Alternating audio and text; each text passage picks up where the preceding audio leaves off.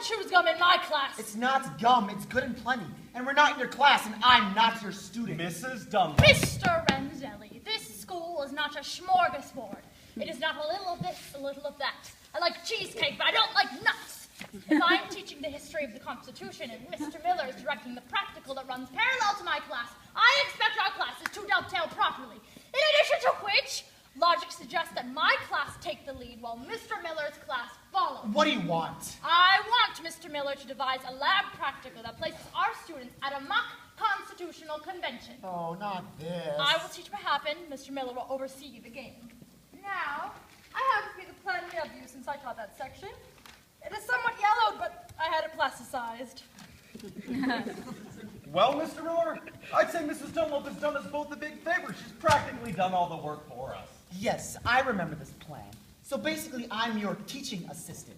This treatment of the Constitutional Convention, now 26 years old, includes none of the research and insights provided since. Hey now, the Constitution was a long time ago.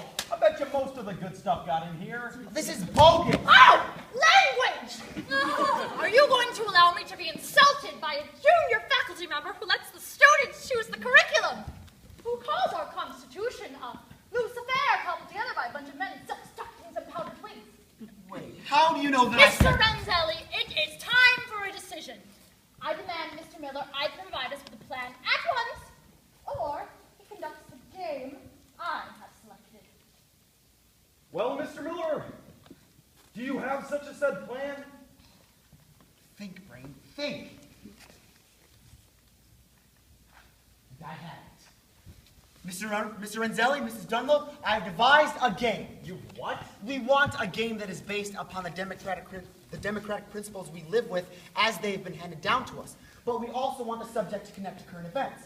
What's going on in the papers, on TV, crime in the streets. The game is this. While Mrs. Dunlop's students study the laws, rights, and guarantees found within the Constitution, I will conduct a game in which those same students portray those who enact, enforce, and apply those laws, as well as those who break them. The students will be assigned roles of judge, jury, lawyer, policeman, perpetrator. The job of the perpetrator is to commit a crime. The job of the rest is to catch them, and once caught, to try them by a jury of their peers. Oh, this is ridiculous. I like it. Mr. Renzelli? No, I do. It's hip. How would it work?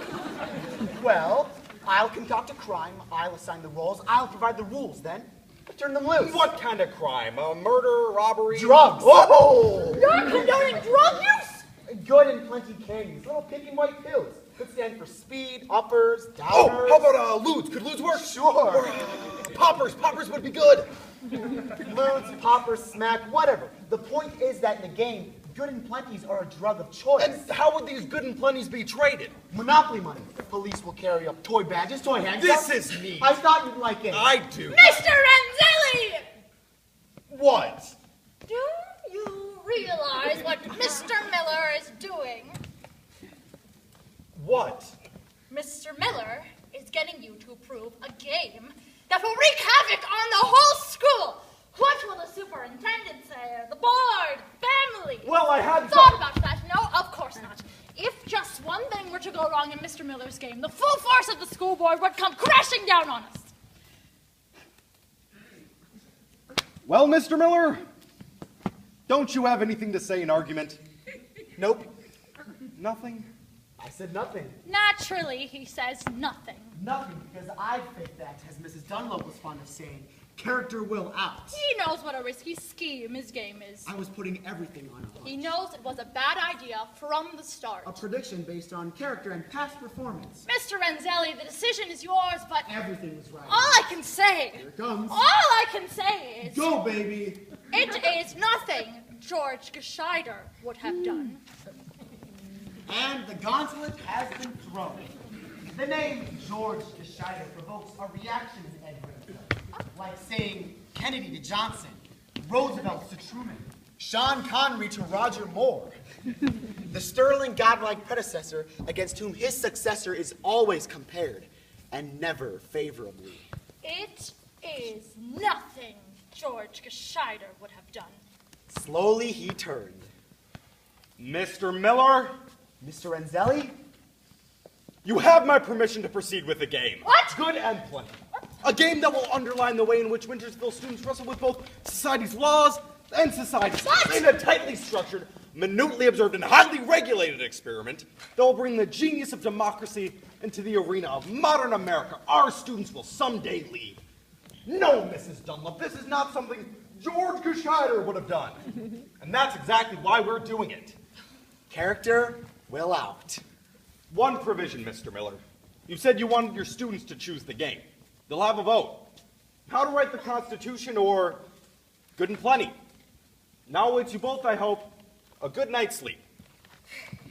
Mrs. Dunlop, I don't like having my class plan approved, but I certainly would welcome your input. I want the practical I teach to have Relevance. That was the word in 1968. In 1972, it was significance. What is it for you?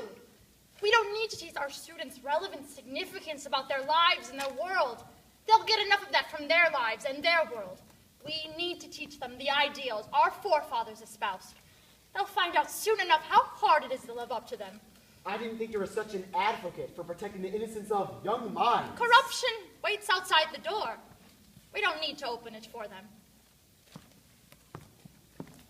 Mrs. Dunlop, when we were arguing before about the Constitution, why did you use the phrase cobbled together?